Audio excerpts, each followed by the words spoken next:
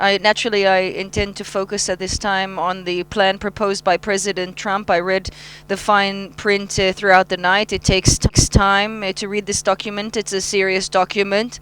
And the plan proposes an intellectual and political challenge for all political factions in Israel. I, of course, am going to express my opinions. There are those who would be deterred by the end game proposed in this plan, but thrilled by the room to maneuver that it allows for and the actions it requires of Israel immediately, and also the significant steps that it includes for the benefit of the state of Israel. Of course, there are others who would maybe identify more with the vision of Trump's plan, but fixate on those elements that determine Israeli sovereignty over Judea, Samaria, and the Jordan Valley.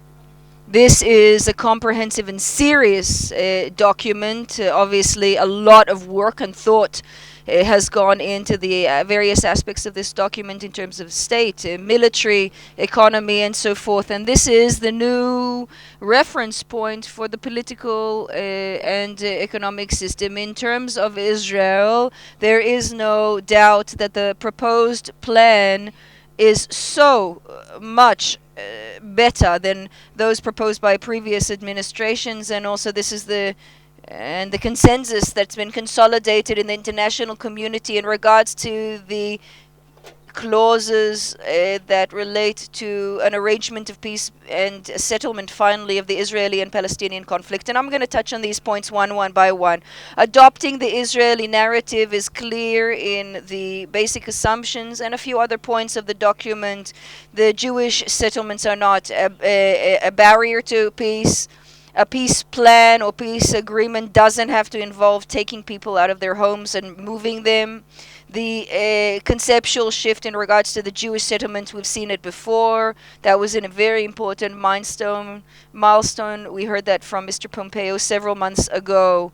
And security and its importance is at the heart of any agreement, and the fact that Israel must maintain its sovereignty and its security up to the Jordan Valley. This is something that's important not only temporarily but also after establishing a permanent agreement, and Israel will still hold and retain those holy sites that are holy not only to us but all of the other religions as well. In regards to the Palestinians, the refugees, it will not include Israel, meaning it sees the broader context of taking Jewish immigrants from the Arab states to Israel as well, and references that.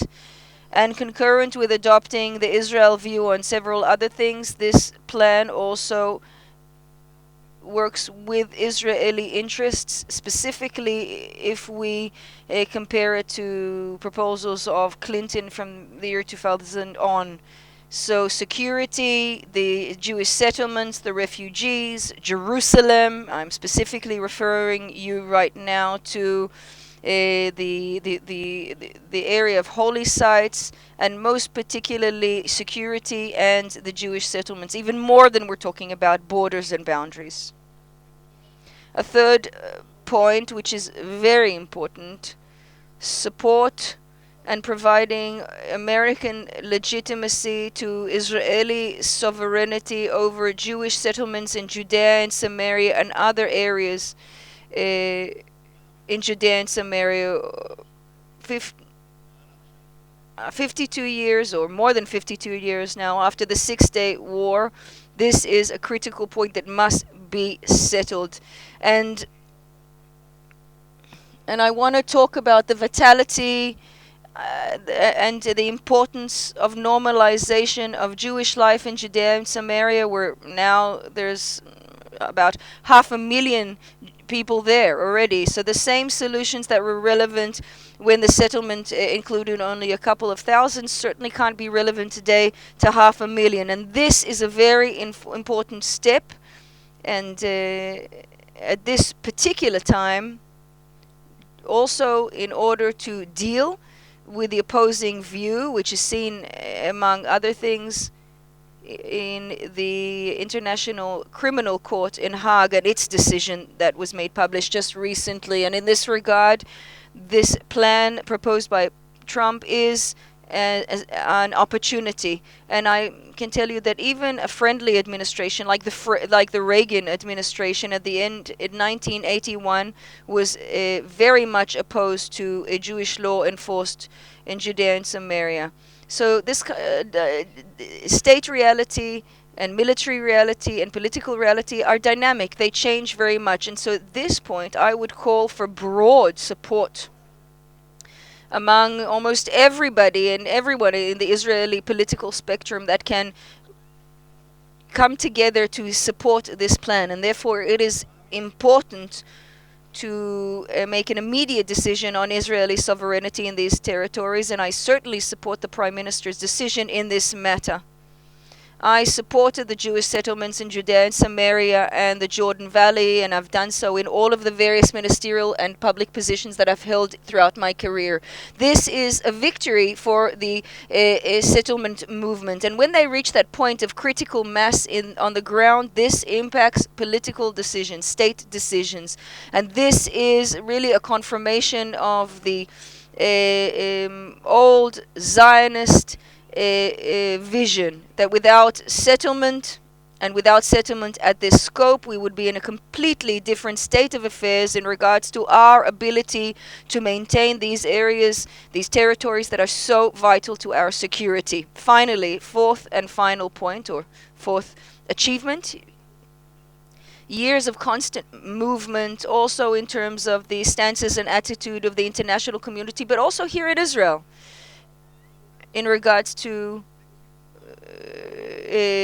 orienting content towards Palestinian interests, really have not brought about any kind of resolution to the Israeli-Palestinian conflict.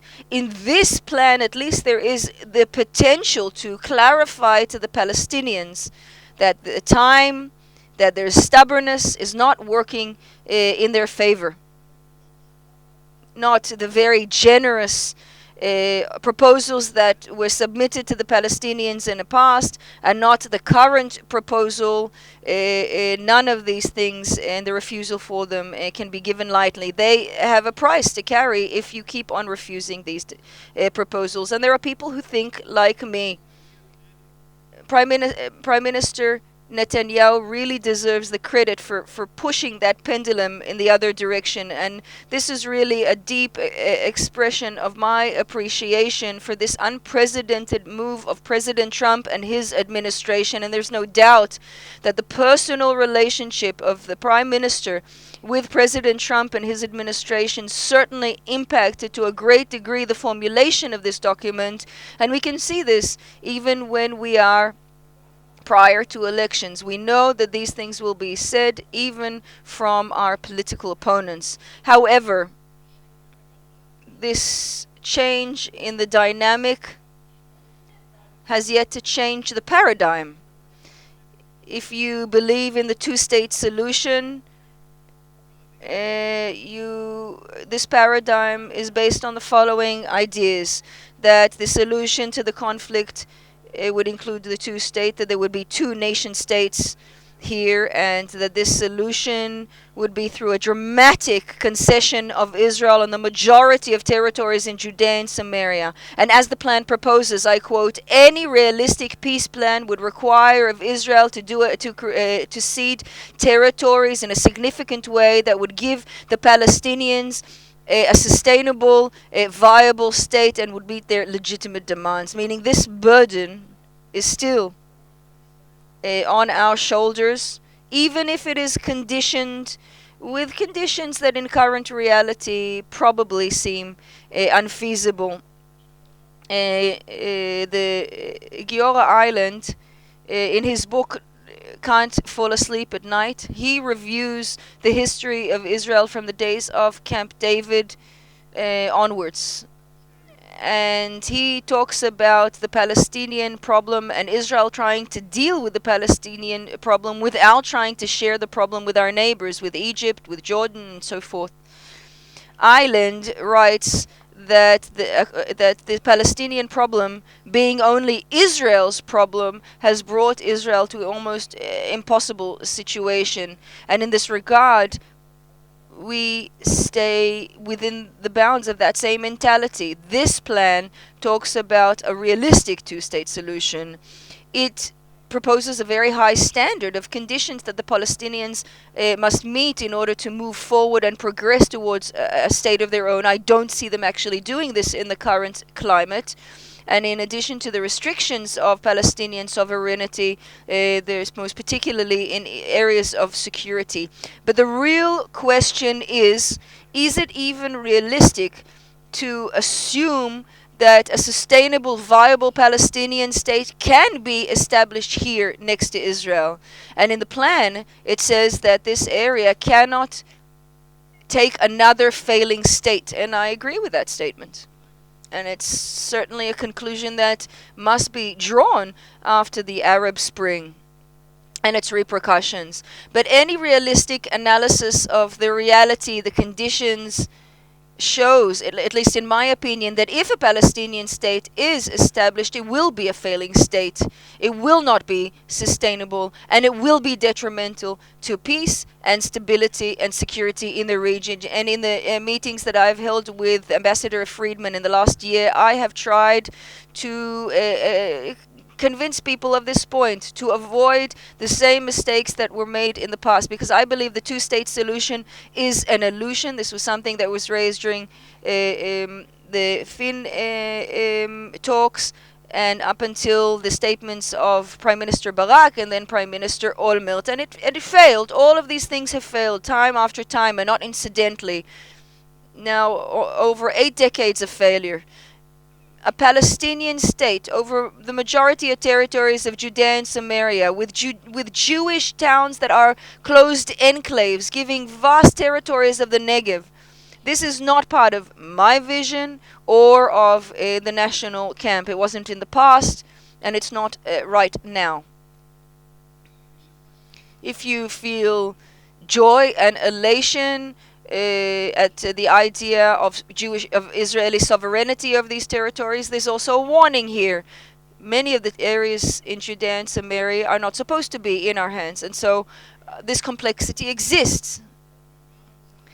The proposed map leaves the practicalities of the establishment of a Palestinian state to the future. And this is something that does not clash with Jewish or Israeli sovereignty over specific sites. And the fight over Jerusalem continues. And control over the open areas in C zone, which is supposed to be included in the future Palestinian state, even though it's not populated mostly by Arabs. This area is important to the future of Israel. It is important to establish and expand our presence in Judea and Samaria in the future. And what we do on the ground will be the major factor determining our fate. Because as a peaceful people, we must think of additional paradigms, even if at the moment it seems that we don't have a partner, because other plans, it seems like there's no partner for them as well. But we must also think of other ideas, of other paradigms for future resolution of this conflict. Thank you very much.